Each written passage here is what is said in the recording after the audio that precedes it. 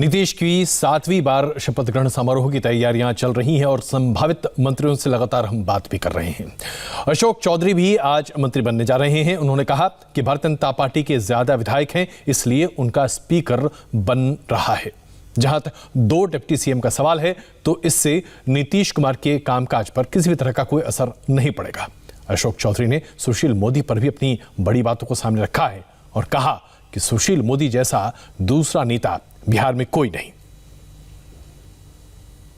JDU के कार्यकारी अध्यक्ष अशोक चौधरी भी मंत्री पद की शपथ लेने जा रहे हैं।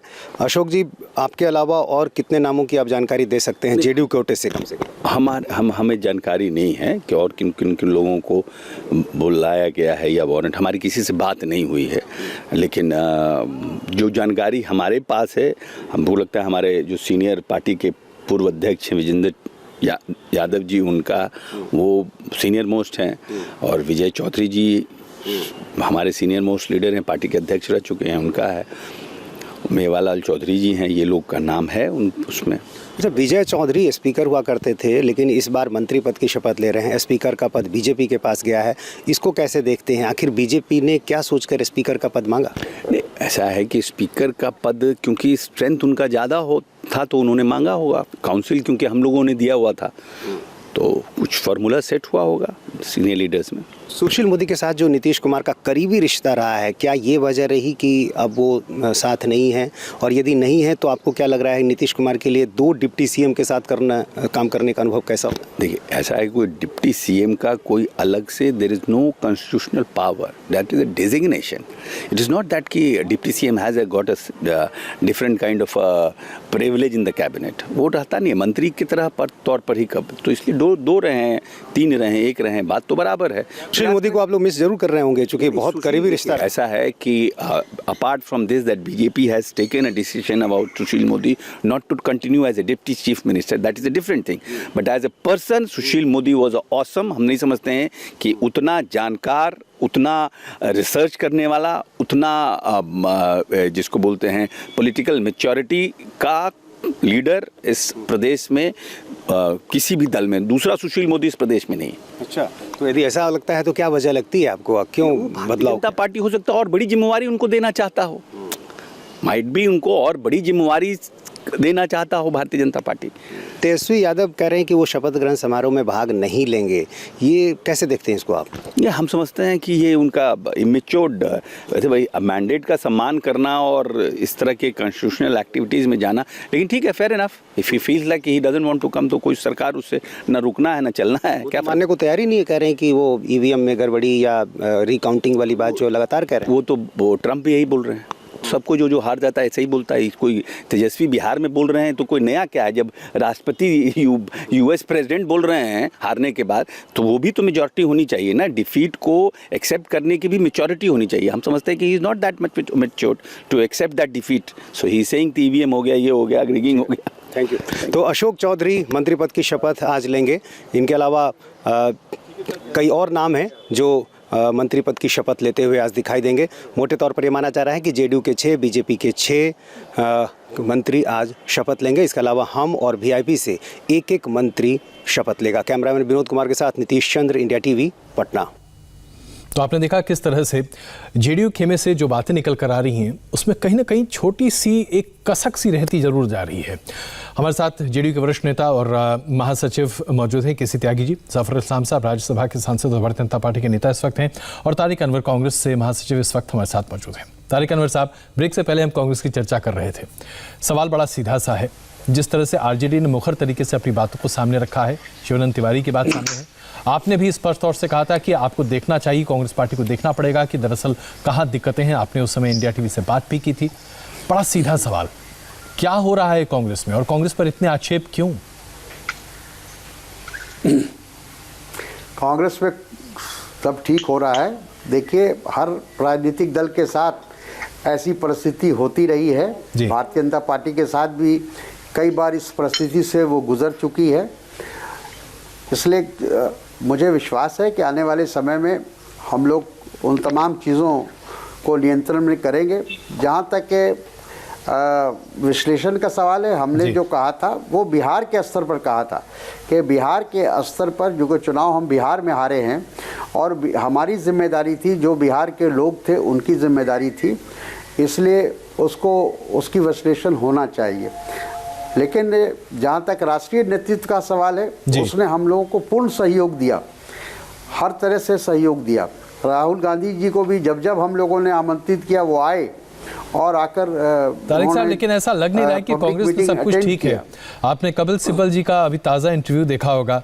उन्होंने सीधे तौर पर कहा है कि हमें पता है कि हमारी कहाँ दिक्कतें हैं, हमें पता है कि हम गलतियां कहाँ कर रहे हैं, 6 साल से हम समीक्षा कर रहे हैं। ऐसे में जाहिर सी बात है अब और कितनी समीक्षा की जाए, ये खुद कपिल सिब्बल साहब का कहना है। देखो, ऐसा है कि कपिल सिब्बल साहब बहुत सीनियर एडवोकेट हैं, इस देश के माने हुए जी। और जहाँ तक कानून का सवाल है, कानूनी सलाह उनसे ली जा सकती है। लेकिन राजनीति में बहुत उतार चढ़ाव होता है और हम लोग उससे गुजर रहे हैं। लेकिन ये सब जहाँ तक के पार्टी का सवाल है, पार्टी ने अभी हाल में ही एआईसीसी ने रिकॉन्स्टिट्यूट किया गया एआईसीसी को, और सब लोगों को अलग अलग ढंग से जिम्मेदारी दी गई है। तो जहाँ तक के कांग्रेस अध्यक्ष का सवाल है जी, वो अपना काम कर रही है। बिल्कुल। ये बताइए कि फिर ये जो टिप्पणी है पिकनिक वाली, ये पहले भी आ चुकी है। राहुल गांधी जी के बारे में इस तरह की टिप्पणियां कई नेता करते रहे हैं। ये पिकनिक वाली बात लोगों के गले इसलिए भी उतर जाती है कि अचानक वो शिमला पहुंच गए, इतना महत्वपूर्ण चुनाव है, 70 लोग आपके उम्मीदवार वहां पर खड़े थे और राहुल जी को तो उम्मीद थी कि दमखम लगाकर लड़ेंगे। देखिए, ऐसा है कि हमारी पार्टी नेशनल पार्टी है, कोई क्षेत्रीय पार्टी तो है नहीं, रीजनल पार्टी तो है नहीं। राहुल गांधी एक राष्ट्रीय नेता है और जब जब उनको हम लोगों ने आमंत्रित किया बिहार में, वो आए जी और पब्लिक मीटिंग भी किया, जनसंपर्क किया। अब ये हमारी गलती है कि हम उनको ज़्यादा से ज़्यादा हम इन्वॉल्व नहीं कर पाए। ये बिहार के कांग्रेस जनों की जिम्मेदारी थी कि उनको अधिक से अधिक उनकी सेवा ली जाए। बिल्कुल महत्वपूर्ण बात आपने यहाँ पर कही। लेकिन जफर भाई, भारतीय जनता पार्टी के पास क्या वाकई में इस मुद्दे पर टीका टिप्पणी का मौका बनता है? क्योंकि भारतीय जनता पार्टी के कई नेता चुटकियां ले रहे हैं शिवानंद तिवारी की कथन पर कि राहुल गांधी पिकनिक मनाने शिमला पहुंच गए। शिवानंद तिवारी जी, हो गया। शिवानंद तिवारी जी ने जो कहा वो अपने आप में अलग बात है जी, लेकिन हकीकत तो सबको मालूम है और ये भी मालूम है कि कांग्रेस पार्टी जो है वो इस तरह से बिखरी हुई है इसलिए कि लीडरशिप में लोगों का विश्वास नहीं है। तारिक साहब बहुत वरिष्ठ नेता हैं और उन्होंने जो कहा जी, वो सही कहा, अपने हिसाब से सही कहा, लेकिन उनके बहुत सारे वरिष्ठ नेता जो है उन पे टीका टिप्पणी देखिए राहुल गांधी जी पे किस तरह की कर रहे हैं, उनमें विश्वास खत्म हो गया, लीडरशिप पे विश्वास खत्म हो गया। अब मैं आपको बहुत संजीदगी से और जिम्मेदारी से बात कह रहा हूँ कि आगे आने वाले दिनों में कोई भी पार्टी उनके साथ, कांग्रेस पार्टी के साथ जरूर नहीं करेगी, उनके साथ कोई रिश्ता नहीं रखेगी, अलायंस नहीं करेगी, इसलिए कि वो जहां जिसके साथ अलायंस हुआ उसको ही डुबा देती है पार्टी। ऐसे में जफर भाई, ये आरोप तो आपकी पार्टी पर भी लगता रहा है। कहा जाता है कि जितने भी आपके सहयोगी हैं वो आपसे छिटक कर भाग जाते हैं। अकाली दल आपसे छिटक कर भाग गया, शिवसेना आपसे अलग हो गई, जेडीयू ही शायद अभी तक आपके साथ जुटी हुई है। नहीं, मैं इसका जवाब देता हूं। पुराने नेता और पुराने से पुराने सहयोगी आपसे अलग हो जाते हैं? बिल्कुल नहीं। देखिए, इतने सारे पुराने रिश्ते रहे जी, चाहे अकाली दल के साथ हो, चाहे आपको शिवसेना के साथ हो, लेकिन हाँ, नए जनरेशन की महत्वाकांक्षा अगर कुछ ऐसी हो तो हम तो डिसिप्लिन पार्टी, हमने जो फैसला किया उस पर टिके रहते हैं, चाहे हमें नुकसान हो चाहे फायदा हो। हम अगर अकाली दल के साथ टिके हुए थे तो हमें नुकसान होता था, हमारे कार्यकर्ताओं कहते थे कि नहीं, हमें उनके साथ अगर अलग मौका मिला तो हम बहुत अच्छा करेंगे, तब भी हम टिके रहे। आज आप देखिएगा पंजाब वही पंजाब रहेगा, लेकिन भारतीय जनता पार्टी का राइजिंग परफॉर्मेंस होगा, इसलिए कि ये हमने नहीं छोड़ा, हमने कभी किसी अलायंस के साथ रास्ता अपना हाथ नहीं हटाया है, चाहे नुकसान हो फायदा हो, अलायंस के साथ मजबूती के साथ खड़े रहते हैं। इसी सवाल को मैं एक दूसरे संदर्भ में प्रस्तुत करता हूं। दोनों में वो लोग गए हैं। त्यागी साहब, क्या आप यकीनी तौर पे कह सकते हैं कि आज भारतीय जनता पार्टी के साथ जिस समन्वय के साथ अभी तक आप सरकारें चलाते रहे, चला पाएंगे? क्योंकि अगर हम नशाबंदी की तरफ, शराबबंदी की तरफ ही देखें तो भारतीय जनता पार्टी के कई विधायक अब कहने लगे हैं कि भाई नशाबंदी पर जो अप्रोच है वो ठीक नहीं है।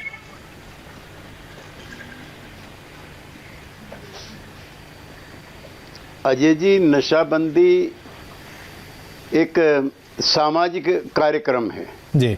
भारतीय जनता पार्टी के राष्ट्रीय स्वयंसेवक संघ के जो शीर्षस्थ नेतृत्व रहा है वो शराबबंदी का पक्षधर रहा है। और गांधी जी जो हमारे राष्ट्रपिता हैं, उन्होंने एक अवसर पर शराबबंदी का जिक्र करते हुए कहा था कि अगर मुझको एक दिन के लिए भी तानाशाह बनाया जाए तो मैं सबसे पहला काम शराबबंदी करूंगा। इस बार जो चुनाव में महिलाओं का अतिरिक्त मत हम लोगों को मिला है, ये सिर्फ और सिर्फ शराबबंदी की वजह से मिला है।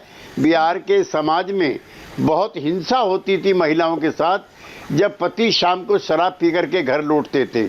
पहले वो शराब लेके लौटते थे, अब सब्जी लेके लौटते हैं, बच्चों के लिए कपड़े लेकर के लौटते हैं। त्यागी जी, इससे पहले कि मुझे ब्रेक लेना पड़े, परिवर्तन बिहार के ग्रामीण समाज में 10 सेकंड एक बात लूंगा। हाँ बिल्कुल, मैं एक सवाल ले लेता हूँ जफर भाई, उसके बाद आता हूँ आपके पास।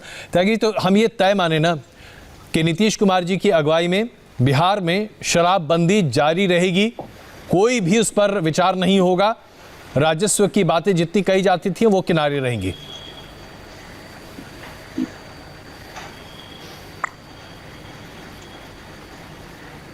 त्यागी जी, यह सवाल आपके लिए था। हाँ, नहीं, ठीक कहा अजय जी, मैं पहले भी कह चुका हूं जी। ये भारतीय जनता पार्टी और हमारी आपसी समझदारी का था। एक दो विधायकों ने कहा है, लेकिन भारतीय जनता पार्टी के शीर्ष नेतृत्व का इस तरफ कभी कोई इशारा नहीं रहा है, ना राज्य के नेतृत्व का कभी कोई इशारा रहा है।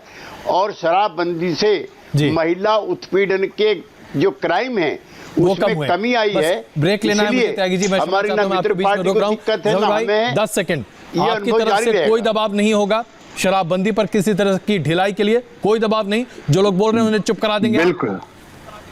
देखिए, त्यागी जी ने बहुत साफ लफ्जों में कहा कि शीर्ष नेताओं का डिसीजन होता है, और शीर्ष नेताओं ने कभी इस तरह पे कोई टीका टिप्पणी नहीं की, बल्कि आभार व्यक्त किया है महिलाओं का, हमारे माता बहनों का, कि उन्होंने जिस तरह से बाहर निकल के अपने प्रचंड बहुमत से हमें जिताया, उनका बड़ा आभार हम व्यक्त करते हैं। और जो त्यागी जी कह रहे हैं बिल्कुल उसमें सच्चाई है कि हम उनके घर में जो है, जो वायलेंस जो है, जो घर पे होता था, वो खत्म हुआ है, एक बहुत बड़ी के बराबर होगा। बात जो कि अब हम इस चर्चा से कंक्लूड कर सकते हैं, और वो ये है एक और छोटी सी बात मैं बड़े अदब से क्षमा चाहता हूँ, मुझे ब्रेक लेना पड़ेगा, बड़ी मजबूरी है, मैं इसलिए बहुत अदब से आपसे क्षमा मांगता हूँ। क्या करें, मजबूरी होती है।